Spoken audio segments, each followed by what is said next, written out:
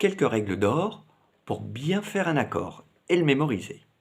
Prenons par exemple Mi mineur. Il faut arrondir ses doigts, avoir les ongles courts, appuyer un minimum, placer ses doigts autant que faire se peut près des frettes côté rosace.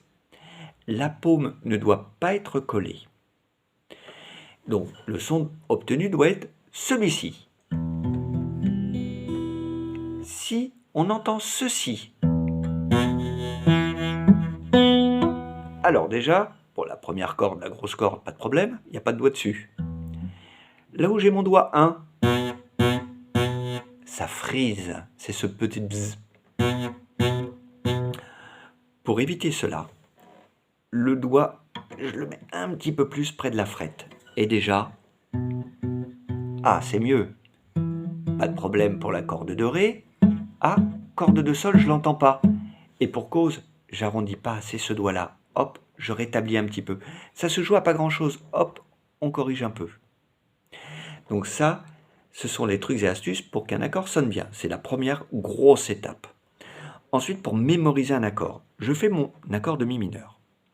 L'idée, c'est d'arriver à placer ses doigts en même temps. Ça, c'est important. Si vous placez un doigt, puis l'autre, vous perdrez des microsecondes. Ça n'ira pas. Donc ça, c'est un vrai travail. Et en fait, c'est de la répétition. Je pose, j'enlève. Je pose, j'enlève. Je pose, etc. Et vous le faites avec tous les accords.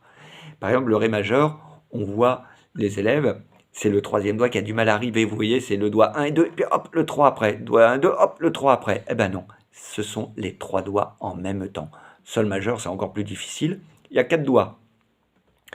Et en plus, pour les mémoriser, je dis, c'est un Mi mineur. Mi mineur, Mi mineur, Mi mineur.